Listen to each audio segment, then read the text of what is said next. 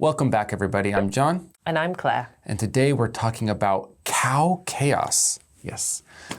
These aren't about cows who are having a rave, but they are causing chaos. And we did see this a little bit ago with an article. I think it was talking about cows in India roaming free and causing some chaos. And this does have some sort of similarities in there.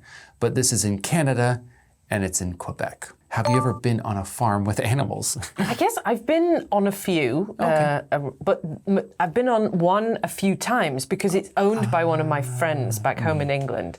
She and her husband have owned their own kind of mini farm. I suppose maybe farm is a stretch, but they've got about 5 sheep, 10 or 20 chickens, 2 goats, 2 horses. I think that's it currently. But it is like a little mini farm. They don't grow vegetables or anything, and they don't slaughter them. They shear the sheep for wool, they collect eggs, and they take the 2 horses out for to let kids can rent them to practice riding on at various stables around the area. And so the goats? They make a little money. They milk the goats. And so it's kind of a farm, but kind of pets at the same time. Like they absolutely adore these animals, and I've never seen friendlier sheep. You know, they've been sort of hand reared, and there's a very small group of them, and they're treated like little puppies. You know, pampered and loved to death. So. As would I. We actually had a little bit above 20 chickens growing up. Really? Yeah, a couple ducks, and that was the limit of our animals, but. They were basically all pets. We only killed one once, and all of us were like, we are never doing that again. No matter what happens, we will never do that again. This one was very violent, causing scars on us. But at the same time, I was like, well, we could have just, done a better job, not killed anything. I hate thinking about that. But love the chickens. I had my own. They would just come up and you just pet them, have some eggs. And we gave them a new home when we had to move. They went to a very good farm. Not like the farm upstate or whatever it is, but the actual farm with actual, exactly. You saw this farm? We saw the farm, we knew the people, and they accepted the chicken exchange. What do we know about Quebec?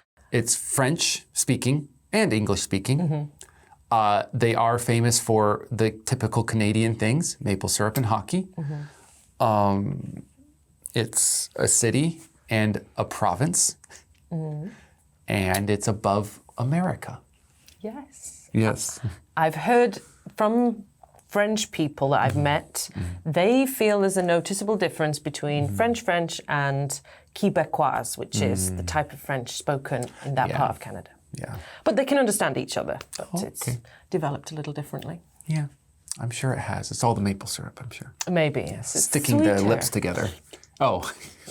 All that. Yeah. Went in completely different like thought and everything. Anyways, let's go ahead and check out the article. Read the whole thing if you can. If you're a little bit short on time, you can get into the summary, and let's go ahead and see what all the chaos is about. Cow chaos. Stories of cows roaming freely are pretty common in India, but almost unheard of in Canada, at least until now. In July of 2022, about 20 cows panicked during a thunderstorm and jumped over the fence at their farm in rural Quebec. They started hiding in the forest during the day and looking for food at night, so that it's been impossible to catch them. Nobody in the government wants to take responsibility for the issue, and many people are saying that the cows have earned their freedom.